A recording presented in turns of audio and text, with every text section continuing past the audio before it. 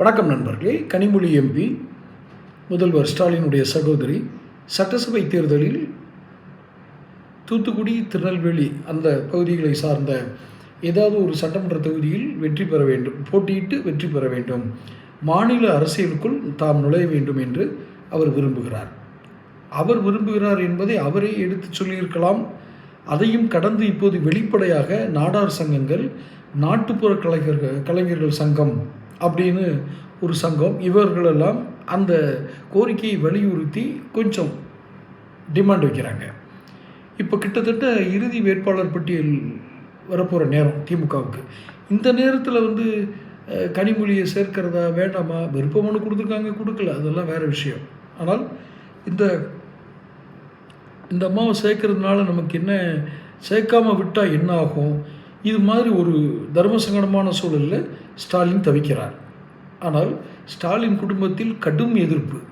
இவரை மட்டும் நீங்கள் வேட்பாளராக்கக்கூடாது, ஏனென்றால் அது உதயநிதியினுடைய அரசியல் எதிர்காலத்திற்கு 1% கூட நன்மையாக அமையாது.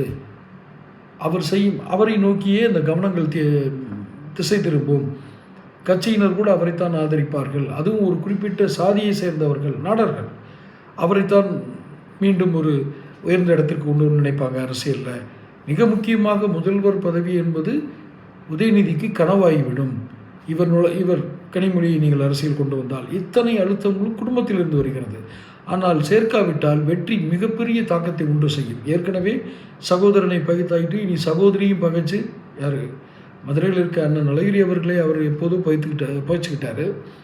பகைனா என்ன, சொல்கிற இதையும் கேட்குறதில்ல. அவருடைய ஆதரவாளர்கள்லாம் அதிமுக சேர்ந்து இந்த அறிகுறியெல்லாம் அவர் மைண்டில் பட்டதாக எனக்கு தெரியல. அவருக்கு வேறு விதமான போதனைகள் டெய்லி புகை போட்டுட்ருக்காங்கன்னு நினைக்கிறேன். பையன் ஒரு சைடு, மனைவி ஒரு சைடு, மருமக ஒரு புறம்னு எல்லாம் வேறு மாதிரி புகையாக போட்டு அவர் என்ன நினைக்கிறாருன்னு அவருக்கே தெரியுதான்னு தெரியல. இல்லைன்னா கனிமொழி எம்பியின் முக்கியத்துவத்தை அவர் புரிந்திருக்க வேண்டும். நான் ஏதோ கனிமொழியுடைய நேரடியாகவோ இல்லை இன்டைரக்டாகவோ எனக்கு ஒன்றும் அவங்களுடைய பரிச்சயம் கிடையாது. இருப்பினும் சொல்கிறேன், ஒரு மாபெரும் தாக்கத்தை அவர்கள் ஏற்படுத்துவார்கள் தேர்தல் அரசியலில். நீங்கள் பிரேமலதா அம்மாலாம் அந்த மேரெல்லாம் இப்போ தாக்கம் ஏற்படுத்துவாங்கன்னு அவங்களை கொண்டு போய் 10 ரூபா 100 ரூபா பொருளில் நீங்கள் 1000 ரூபாய்க்கு வாங்கின ஒரு கோமாளித்தனமான செயலை செஞ்சீங்க.